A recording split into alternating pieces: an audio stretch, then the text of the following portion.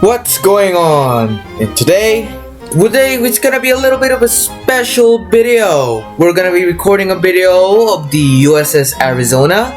Right here in front of you is the match I'm in with the boat USS Arizona. And if you're wondering why there's a black box over there, it's just to censor out like all of the crazy people language there, the casual. Now, what makes this video so special is because that it's a gameplay video while I'm talking about the history of the battleship USS Arizona. So without further ado, let's get started. USS Arizona was part of the Pennsylvania class of ships that were significantly larger than their predecessors, the Nevada class.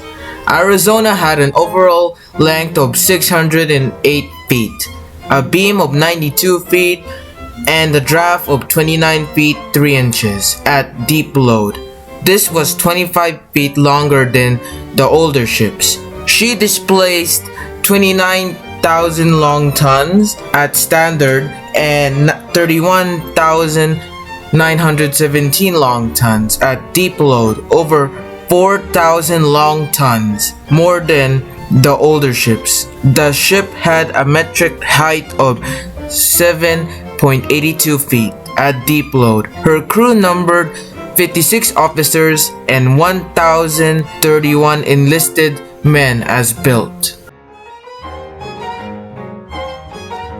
USS Arizona had 4 direct drive Parsons steam turbine sets, the same ones that were on Lusitania and Mauretania, each of which drove a propeller 12 feet and 1.5 inches in diameter. They were powered by 12 Babcock and Wilcox water tube boilers. The turbines were designed to produce a total of 34,000 shaft horsepower, but achieved only 33,376 shp.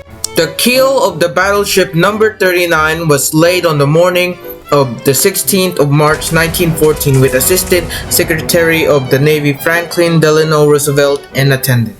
The builders intended to set a world record 10 months before the ship's keel laying and launch for what the New York Times declared would be the world's greatest and most powerful but both offensively and defensively super dreadnought ever constructed. But the ship was only a little over half complete a year later. She was launched on the 19th of June 1915, making it about 15 months from keel laying to launch. In the meantime, the ship was named after the newest state in the Union by Secretary of the Navy Josephus Daniels. The New York Times estimated that 75,000 people attended the launch, including John Perot Mitchell, the mayor of New York City at the time, George W. P. Hunt, the governor of Arizona, and many high-ranking military officials. Several warships were also nearby, including many of the new dreadnoughts which had been already entered into service: Florida, Utah, Wyoming, Arkansas, New York, and Texas. Esther Ross, the daughter of W. Ross of Prescott, Arizona, was given the honors of ship sponsor and christening to acknowledge a ban on alcohol recently passed by the state legislature. The state's governor decided that 2 bottles would be used, one full of sparkling wine from Ohio and another filled with water from the Roosevelt Dam. After the launch, Arizona was towed to the Brooklyn Navy Yard for fitting out.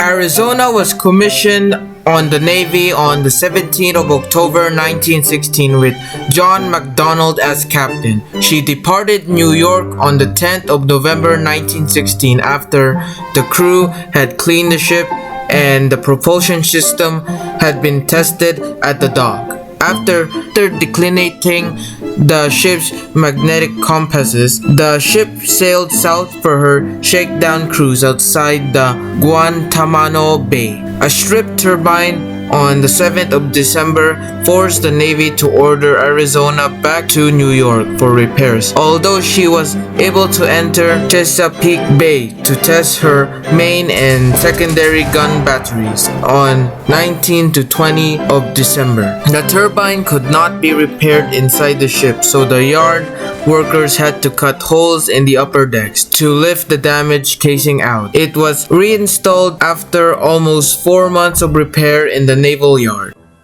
No! No! No, not that one! No! Arizona left the yard at the 3rd of April 1917, and 3 days later the United States declared war on Germany. Assigned to Battleship Division 8 operating out of the York River, Arizona was employed only as a gunnery training ship for the crewmen on armed merchant vessels crossing the Atlantic and convoys.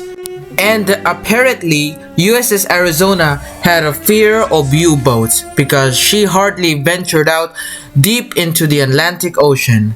When she did venture out, she was with other battleships or cruisers to escort a merchant ship. USS Arizona left United States and then arriving on the United Kingdom on the 30th of November 1918 and then getting the hell out. Arizona sailed for France on the 13th of December 1918. Arizona joined 9 battleships and 28 destroyers, escorting President Woodrow Wilson on the ocean liner George Washington into Brest for 1 day on the Wilson's journey to the Paris Peace Conference, and 10 battleships departed France the next day, taking less than 2 weeks to cross the Atlantic and arriving in New York on the 26th of December to parades, celebrations, and a full naval review by the Secretary Daniel. Arizona was the first in line and rendered a 19-gun salute to Daniels. After all of that fiasco, in January 1929, Arizona was modernized at the Norfolk Navy Shipyard.